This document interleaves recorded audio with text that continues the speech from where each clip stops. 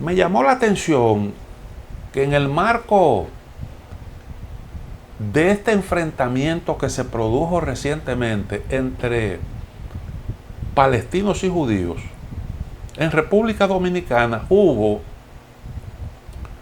grupos importantes de personas, incluyendo políticos, ahí habían hasta exmilitares, que formaron como una especie de grupo para procurar solidaridad para Israel. Me llamó eso la atención. Yo creo que hay mucha desinformación con respecto a la realidad que hay allí.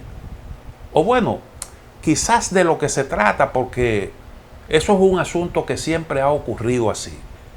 Y es que tú asumes posiciones o a veces por conveniencia de cualquier tipo o sencillamente por un problema de afectos o desafectos. Y tú te manejas en función de esos sentimientos y de esos intereses.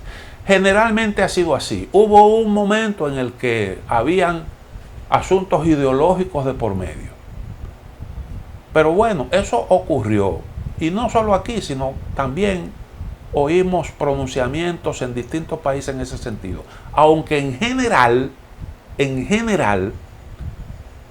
yo creo que la causa palestina movilizó más solidaridad. Y hubo manifestaciones en distintos países, manifestaciones incluso importantes. Hasta en Estados Unidos hubo manifestaciones en solidaridad con los palestinos y de condena a las barbaridades cometidas por Israel. Ahora, la ONU, el Consejo de Derechos Humanos de esta organización, ha planteado una posición con respecto a lo que ocurrió allí. Hay una información que yo quiero compartir con ustedes, al menos algunos párrafos, para que ustedes vean más o menos cuál es el enfoque que prevalece allí. Dice la información: el Consejo de Derechos Humanos de la ONU advirtió que los recientes ataques de misiles israelíes en la Franja de Gaza, que causaron al menos 242 muertos y 74.000 desplazados, podrían constituir crímenes de guerra. Eso lo está diciendo un organismo de Naciones Unidas. Así lo afirmó la titular de ese organismo, Michelle Bachelet, quien señaló que esos ataques siembran dudas sobre el cumplimiento israelí de los principios de distinción y proporcionalidad en la ley humanitaria internacional. Si se demuestra que esos hechos fueron indiscriminados y desproporcionados, podrían constituir crímenes de guerra. Y eso lo vio todo el mundo. De que fueron indiscriminados, eso lo vio todo el mundo, porque eso se hizo a la luz del día, frente a las cámaras de televisión que transmitieron todo aquello en vivo. Y ahí se destruyeron hospitales, se destruyeron edificios incluso de prensa internacional. Los objetivos, los blancos, fueron realmente indiscriminados.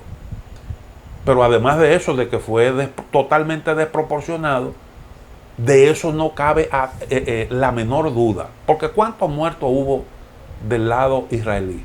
Que tienen unos sistemas de protección antimisiles. ¿Y cuánto hubo del lado palestino? Es decir, una desproporción. Pero no solo eso, sino que además usted vio ahí que no eran blancos militares, sino eran blancos civiles. Eso fue una descarga de ira lo que hubo ahí. Y la cantidad de muertos y desplazados, una cosa totalmente desastrosa. Sigue diciendo la información. Si se demuestra que esos, bueno, ya eso lo vimos, los hechos a los que se refirió Bachelet fueron las respuestas del ejército israelí a los ataques lanzados por Hamas y otros grupos armados palestinos contra territorio israelí, que causaron al menos 10 muertos. Precisamente la respuesta a eso fue una serie de misiles a gran escala que destruyeron viviendas, oficinas de organizaciones humanitarias, centros médicos y medios de comunicación. Pese a que Israel defiende que muchos de esos edificios acogían grupos armados o eran utilizados con propósitos militares, no hemos visto evidencias en ese sentido, dijo Michelle Bachelet. La alta comisionada matizó además que los ataques de Hamas también son una violación del derecho internacional por ubicar recursos militares en zonas civiles densamente poblados o atacar desde ellas. No obstante, aclaró que las acciones de una de las partes no eximen a la otra de sus obligaciones. Y yo creo que eso es una cuestión clara. Es verdad que Hamas comenzó los bombardeos, pero eso no te exime a ti de tu responsabilidad. Y por el hecho de que tú fuiste atacado, tú no puedes responder como te dé la gana y matando a gente inocente y destruyendo objetivos civiles que no tienen absolutamente nada que ver con eso a lo que tú le estás respondiendo. Eso es lo que establece la ley internacional. Y aquí eso es lo que cuenta. Y eso que está diciendo la señora Bachelet está basado en informes de relatores de derechos humanos.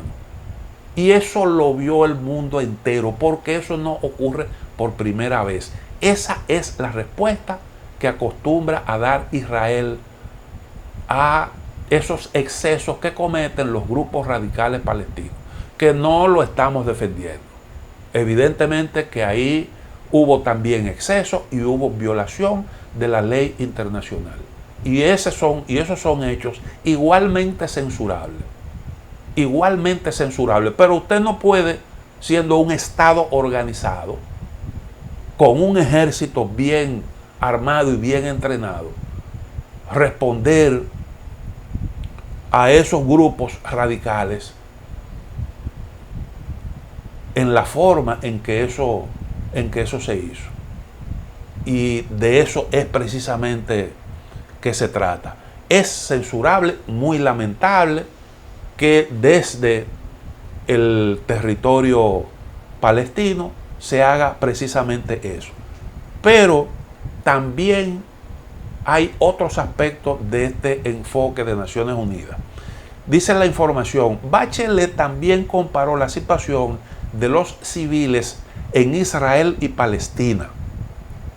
Dijo que mientras los israelíes disponen de la cúpula de hierro y fuerzas militares profesionales para defenderlos, los palestinos no tienen protección alguna ante ataques aéreos contra una de las zonas más densamente pobladas del mundo.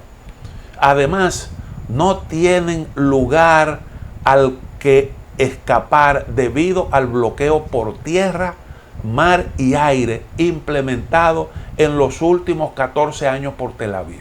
Es decir, ese territorio palestino está bloqueado. Por eso es que David Cameron, que no está bajo sospecha de ser un radical islamista, ni nada por el estilo, dijo que aquello es una cárcel al aire libre. Él fue el que por primera vez se refirió al territorio palestino en esos términos, porque está totalmente bloqueado.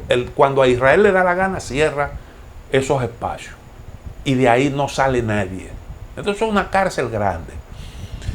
En tanto, el relator de la ONU para los Derechos Humanos en el territorio palestino, Michael Lynk, agregó que los palestinos de Gaza viven en una desesperada situación que Naciones Unidas ha calificado de insostenible e invivible, una forma de castigo colectivo. Eso dice un relator de derechos humanos de las Naciones Unidas. También denunció que los desalojos de palestinos en Jerusalén Este, uno de los desencadenantes del reciente conflicto, forma parte del plan israelí de aumentar los asentamientos ilegales con el fin de establecer un reclamo ilegal de soberanía, pese a las repetidas peticiones de la ONU para detener esa práctica. O sea, mucha gente habla de que jamás fue que comenzó los ataques. Pero no se dan cuenta de que el pueblo palestino tiene todos esos años que dice este relator en una situación invivible y en donde está siendo víctima sistemáticamente de un despojo, y eso es una agresión permanente. Eso es una agresión permanente.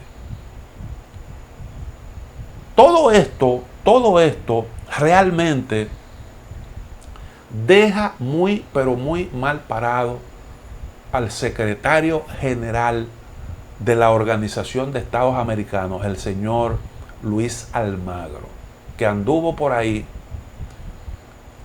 buscando, a pesar de que la OEA no tiene absolutamente nada que ver con Oriente Medio, porque nosotros somos, OEA es una organización regional, Naciones Unidas, que es una organización universal, tiene competencia para abordar esos problemas en cualquier región. Nosotros somos, la OEA es una organización regional.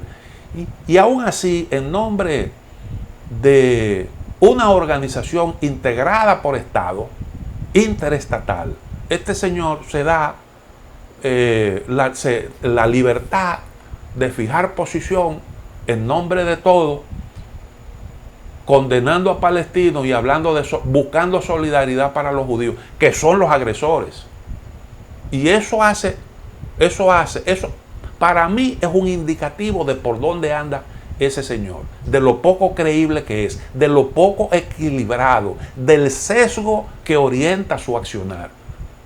Y eso es realmente preocupante, porque es una persona que tiene unas preferencias que lo colocan a él de manera evidente en posiciones políticas con prejuicios.